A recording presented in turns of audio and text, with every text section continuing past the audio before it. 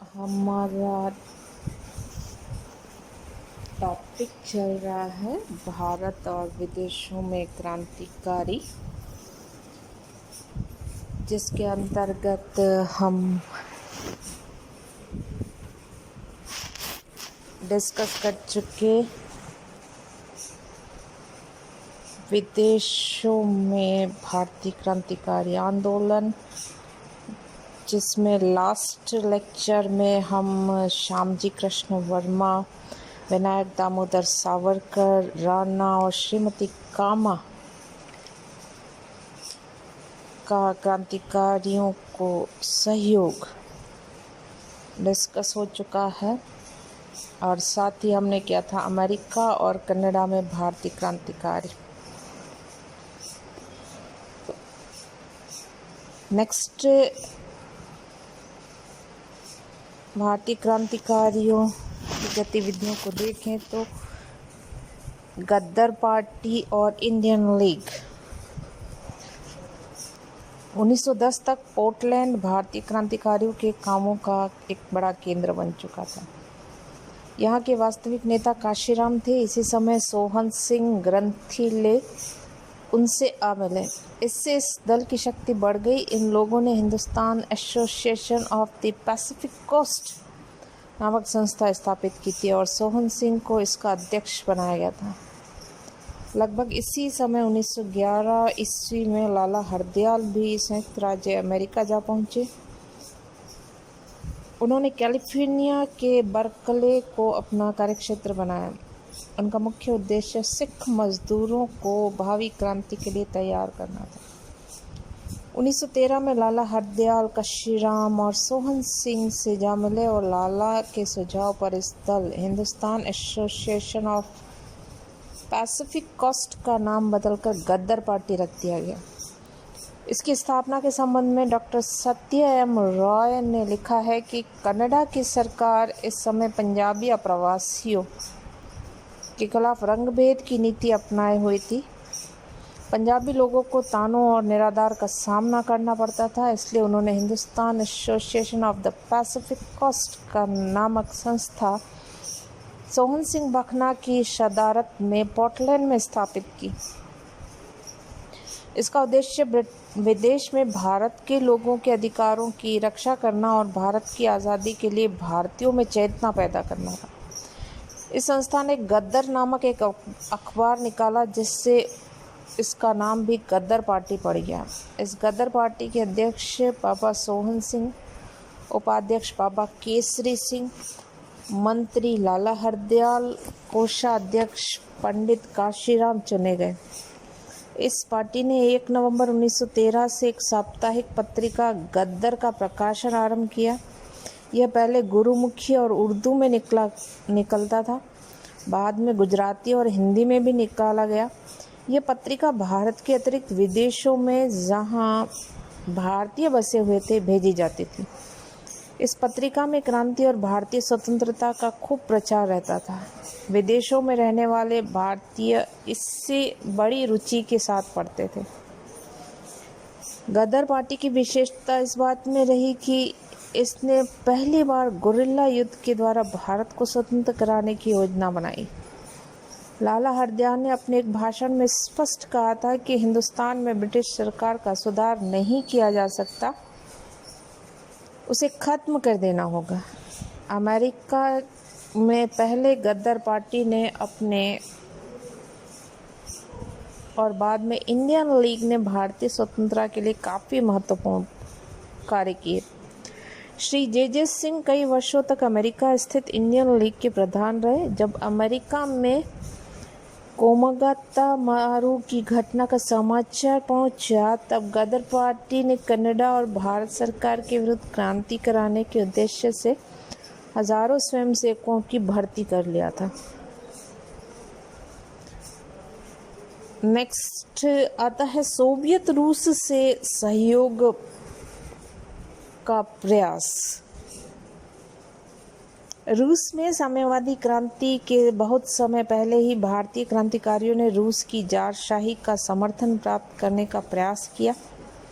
था। काबुल स्थित आज़ाद हिंदुस्तान की अस्थायी सरकार के अध्यक्ष महेंद्र प्रताप ने इस दिशा में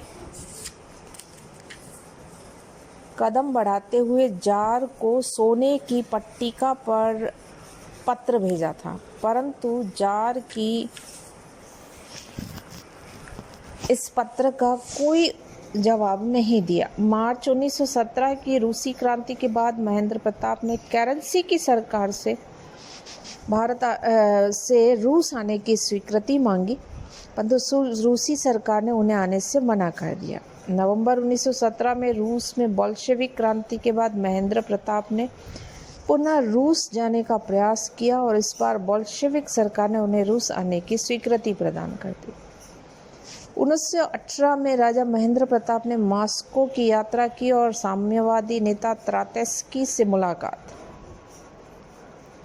उस समय यह तय किया गया कि जर्मनी यदि रूस होकर काबुल स्थित आज़ाद हिंदुस्तान की सरकार को हथियार भेजना चाहेगा तो रूसी सरकार उसमें कोई बाधा खड़ी नहीं करेगी। संयोगवश इस समय जर्मनी स्वयं पराजय की ओर अग्रसर हो रहा था। 8 नवंबर 1918 को जर्मनी में क्रांति शुरू हो गई और 10 नवंबर को जर्मन सम्राट विलियम केसर जर्मनी से भाग निकला और जर्मनी में गणतंत्र की स्थापना हो गई। गणतंत्रीय जर्मन सरकार ने मित्र राष्ट्रों के साथ युद्ध विराम की संधि कर ली। इस प्रकार जर्मनी से काबुल हथियार भेजने का मामला ही समाप्त हो गया। राजा महेंद्र प्रताप की लेनिन से मुलाकात न हो सकी, परंतु 23 नवंबर 1918 को दिल्ली के खैरी बंधु अब्दुल जब्बार और अब्दुल सत्तार लेनिन से मिलने में सफल रहे। उन्होंने लेनिन से भारत के राष्ट्रीय आंदोलन के लिए सहायता मांगी ताकि भारत को अंग्रेजों की दास्ता से मुक्त किया जा सके। रूस के साम्यवादी नेतृत्व ने उन्हें पूरा नैतिक समर्थन दिया। इन खैरी बंधुओं को कुछ लेखकों ने प्रथम भारतीय प्रतिनिधि मंडल कहा तो कुछ ने प्रथम भारतीय कम्युनिस्ट कहा है, परंतु श्री अयोध्या सिंह के अनुसार वे अक्टूबर क्रांति के बाद मॉस्को जाने वाले प्रथम भारतीय जरूर थे, लेकिन प्रथम भारतीय प्रतिनिधि मंडल नहीं। वे कम्युनिस्ट नहीं थे, सर्व इस्लामवादी थे। वे भारत में अंग्रेजी के राज को ख़त्म कर खलीफा की रहनुमाई में इस्लाम का राज देखना चाहते थे। भारतीयों का पहला प्रतिनिधि मंडल 1919 में लेनिन से मिला था।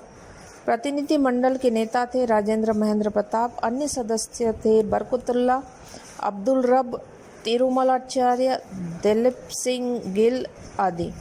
ये सभी लोग क्रांतिकारी थे और इनका संबंध संगठित क्रांतिकारी आंदोलन से था।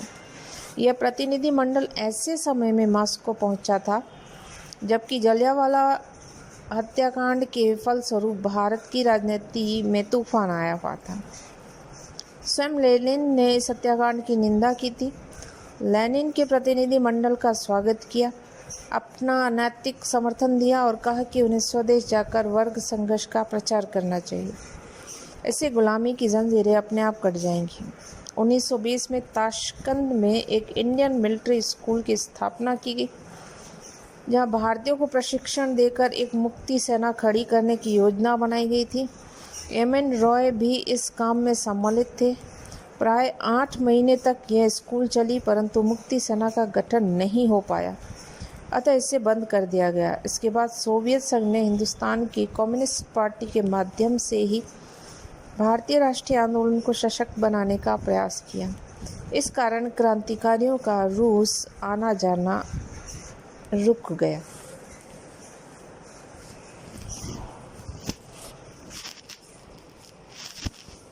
भारत में क्रांतिकारी आंदोलन की असफलता के कारण क्या रहे? तो भारत की क्रांतिकारी आतंकवादी आंदोलन राष्ट्र की स्वतंत्रता के उद्देश्य को लेकर शुरू किया गया था, परंतु सशस्त्र प्रयासों तथा आतंकवादी कारनामों के द्वारा ब्रिटिश साम्राज्य को समाप्त करने के क्रांतिकारियों के प्रयास विफल रहे। यद्यपि नौजवानों में क्रांतिकारी भावना समाप्त नहीं हुई, किंतु क्रांतिकारी आंदोलन की असफलता के मुख्य कारण रहे। भारत का क्रांतिकारी आतंकवादी आंदोलन राष्ट्र की स्वतंत्रता के उद्देश्य को लेकर शुरू किया गया था, परंतु सशस्त्र प्रयासों तथा आतंकवादी कारनामों के ब्रिटिश साम्राज्य को समाप्त करने के क्रांतिकारी प्रयास विफल रहे। इसके मुख्य कारण रहे, पहला देखें तो क्रांतिकारियों की असफलता का मुख्य कारण उनकी केंद्रीय संगठन का न होना था। केंद्रीय संगठन के अभाव में विभिन्न प्रांतों के क्रांतिकारियों की गतिविधियों में किसी भी प्रकार का न तो सहयोग रहा और न समन्वय रहा। विभिन्न प्रांतों में कार्यरत क्रांतिकारी अपने अपने क्षेत्र में भिन्न भिन्न समय में क्रांतिकारी आंदोलन का संचालन करते रहे, जो योजनाबद्ध भी नहीं था। आयोजनाबद्ध क्रांतिकारी वारदातों से शक्ति संपन्न ब्रिटिश सत्ता का अंत संभव नहीं था। दूसरा कारण रहा क्रांतिकारियों की कार्यवाहियों का भारतीय समाज के अत्यंत ही छोटे वर्ग को समर्थन मिला। उसे जनसाधारण या मध्यम वर्ग तथा कांग्रेस जैसी संस्था का समर्थन प्राप्त नहीं हो पाया। समाज का उच्च वर्ग हिंसा के नाम से घबराता था और वह खुले रूप से क्रांतिकारियों का विरोध करता था। उच्च वर्ग के नेताओं ने सरकार को क्रांतिकारी विचारों को दबाने तक का परामर्श दे डाला। मध्यम वर्ग के अधिकांश लोग भी क्रांतिकारी कार्यों, हत्या, डकैती, लूट, तोड़फोड़ आदि के घृणा की दृष्टि से देखते थे। सुरेंद्रनाथ बैनर्जी और आशुतोष मुखर्जी जैसे नेताओं ने तो सरकार से क्रांतिकारियों का दमन करने के लिए कठोर कदम उठाने तक का आग्रह किया था। थर्ड कारण है, यद्यपि क्रांतिकारी आंदोलन में साधारण मध्यम वर्ग के शिक्षित नवयुवकों ने भाग लिया था, लेकिन इन नवयुवकों का जनता पर विशेष कोई प्रभाव न था। अतः वे नवयुवक जनसाधारण का सहयोग एवं समर्थन प्राप्त करने में असमर्थ रहे और जनसाधारण के सहयोग के बिना कोई भी क्रांति अथवा आंदोलन सफल नहीं हो सकता था। चौथा कारण है, यद्यपि क्रांतिकारियों नेताओं में अपूर्व साहस और उत्साह था, वे अपनी मातृभूमि की स्वाधीनता के लिए अपने प्राणों को बलिदान करने के लिए तत्पर थे, लेकिन उनके पास साधनों का नितांत अभाव रहा। इस वजह से वे बड़ी कठिनाइयों से अस्त्र शस्त्र जुटाते थे और गुप्त रूप से कार्य करना पड़ता था, जबकि सरकार की खुफिया विभाग इतना कुशल जागरूक के क्रांतिकारियों की अधिकांश गतिविधियों को सरकार तुरंत पता लगा लेती थी। सरकार तुरंत कार्यवाही करती और क्रांतिकारियों की योजनाओं पर पानी फेर देती थी। पांचवा कारण रहा, भारत में सबसे प्रभावशाली राजनीतिक संस्था भारतीय राष्ट्रीय कांग्रेस थी। कांग्रेस के उदारवादी नेता तो सरकार से सीधी टक्कर लेना ही उचित नहीं समझते थे और उग्रवादी नेता भी अहिंसात्मक आंदोलन के पक्ष में थे। बाद में गांधी जी कांग्रेस के लोकप्रिय नेता बन गए। गांधी जी ने क्रांतिकारियों के प्रति सहानुभूति रखना तो दूर रहा, उल्टे उन्होंने क्रांतिकारियों की गतिविधियों का विरोध किया, क्योंकि उनका अहिंसा का सिद्धांत इसमें सबसे बड़ा बाधक था। इस प्रकार क्रांतिकारियों को कांग्रेस की सहानुभूति भी प्राप्त नहीं हो सकी। यह बात दूसरी है कि आज़ादी के बाद कांग्रेसी नेता इन्हीं क्रांतिकारियों का यशगान करने में सबसे आगे रहे थे।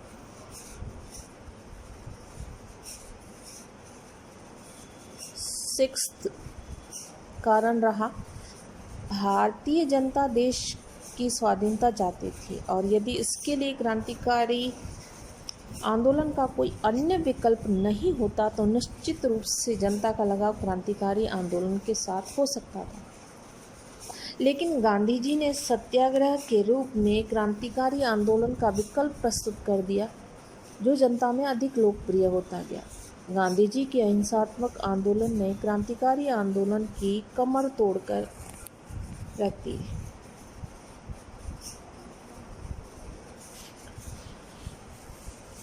सातवां कारण है, क्रांतिकारी आंदोलन की असफलता का सर्वाधिक महत्वपूर्ण कारण सरकार की कठोर दमनात्मक नीति।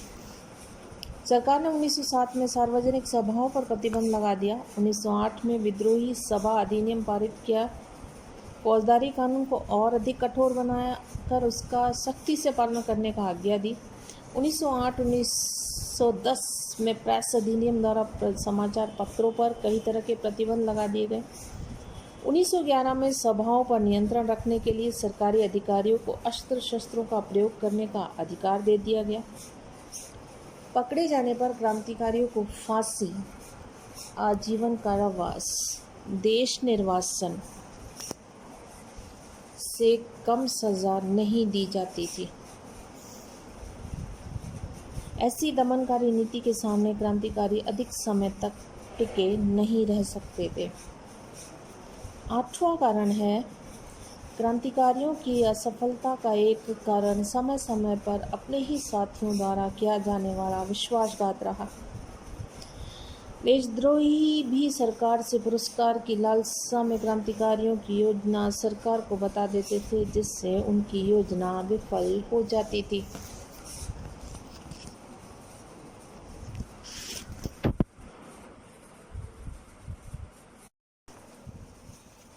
हमारा टॉपिक चल रहा है भारत।